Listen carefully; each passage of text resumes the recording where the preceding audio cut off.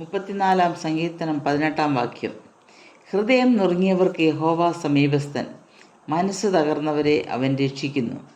നാം ഹൃദയനുറുക്കത്തോടെ ദൈവത്തെ വിളിച്ചപേക്ഷിക്കുമ്പോൾ നമ്മുടെ കരച്ചിൽ കേട്ട് അടുത്തെത്തുന്ന ദൈവമാണ് നമ്മുടേത്.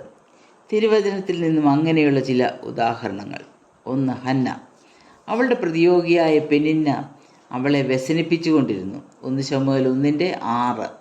മക്കളില്ലാതിരുന്ന ഹന്നയെ വേദനിപ്പിച്ചുകൊണ്ടിരുന്ന പെനിന്ന. ദൈവസന്നിധിയിൽ ഹൃദയവേദന പകരുന്ന ഹന്ന. അവൾ മനോവേദനത്തോടെ യഹോവയോട് പ്രാർത്ഥിച്ചു വളരെ കരഞ്ഞു. ദൈവസന്നിധിയിൽ ഭാരമിറക്കി വെച്ച ഹന്ന സമാധാനത്തോടെ തൻ്റെ ഭവനത്തിലേക്ക് പോയി. അവളുടെ മുഖം പിന്നെ വാടിയതുമില്ല. യഹോവ അവളെ ഓർത്തു. അവൾക്ക് ശമൂവേൽ എന്ന ബാലൻ ജനിക്കുകയും ഇസ്രായേലിലെ പ്രവാചകനായി ദൈവം അവനെ ഉയർത്തുകയും ചെയ്തു. ഇതാണ് ദൈവത്തിൻ്റെ നീതി. 2. ഹാഗാർ. ഹാഗാറിൽ നിന്ന് അബ്രഹാമിന് ജനിച്ച മകനാണ് ഇസ്മായേൽ.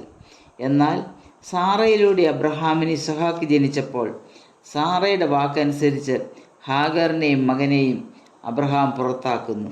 അപ്പവും ഒരു തുരുത്തി വെള്ളവും കൊടുത്ത് അവരെ യാത്രയാക്കുന്നു. മാനുഷികമായ കരുതലിനെല്ലാം ഒരു പരിധിയുണ്ട്. അത് തീർന്നു പോകുന്നതാണ്. അബ്രഹാം കൊടുത്ത വെള്ളം തീർന്നപ്പോൾ ഇസ്മായേൽ ദാഹിച്ചു വലഞ്ഞു. മകൻ്റെ മരണം കാണണ്ട എന്ന് പറഞ്ഞ് ഹാഗാർ നിലവിളിക്കുന്നു. അവളുടെ വിഷമസ്ഥിതി കണ്ട ദൈവം, അവളെ ഓർത്ത ദൈവം, അവരുടെ മുമ്പിൽ നീരുറവ തുറന്ന് ദാഹമകറ്റുന്നു. ഉൽപ്പത്തി പുസ്തകം 21:19. അവഗണിക്കപ്പെട്ട ഹാഗാർ ദൈവീക കരുതലിൻ്റെ പാത്രമാകുന്നു. 3. ലേയ. യാക്കോബ് സ്നേഹിച്ചത് റാഹേലിനെ ആയിരുന്നു. ഭർതൃസ്നേഹം ലഭിക്കാതിരുന്ന ലേയയുടെ ഹൃദയം ദൈവം കണ്ടു. ലേയ അനിഷ്ട എന്ന് യഹോവ കണ്ടപ്പോൾ അവളുടെ ഗർഭപാത്രത്തെ തുറന്നു. ഉൽപ്പത്തി പുസ്തകം 29:31.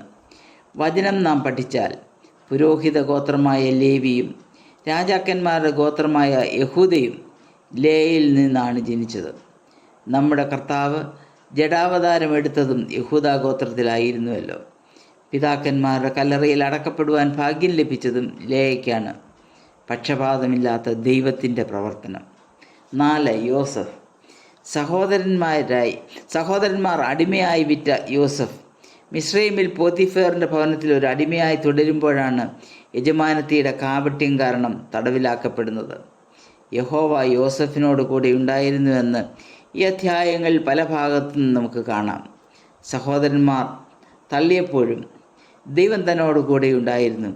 കാരാഗൃഹത്തിൽ വെച്ച് പാനപാത്രവാഹകന്മാരുടെ പ്രമാണി യോസഫിനെക്കുറിച്ച് ഓർമ്മിപ്പിക്കാമെന്ന് പറഞ്ഞ വാഗ്ദാനം പാലിച്ചില്ല. എങ്കിലും ദൈവം യോസഫിനെ മറന്നില്ല. അതുകൊണ്ടാണ് ദൈവം ഫറവോന് സ്വപ്നം കൊടുക്കുന്നതും കാരാഗൃഹത്തിൽ കടന്ന യോസഫിനെ രാജ്യത്തെ രണ്ടാമനായി ഉയർത്തുന്നതും. പ്രിയമുള്ളവരെ, മനുഷ്യർ നമ്മെ മനസ്സിലാക്കുന്നില്ല എന്ന് തോന്നുന്നുണ്ടോ? കരുതുന്നില്ല എന്ന് തോന്നുന്നുവോ? ഭാരപ്പെടണ്ട.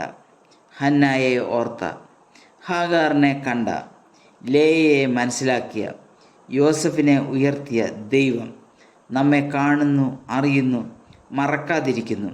നമുക്ക് വേണ്ടി പ്രവർത്തിക്കുവാൻ ഇന്നും ശക്തനാണ്. ആ ദൈവത്തിൽ നമുക്ക് ആശ്രയിക്കാം.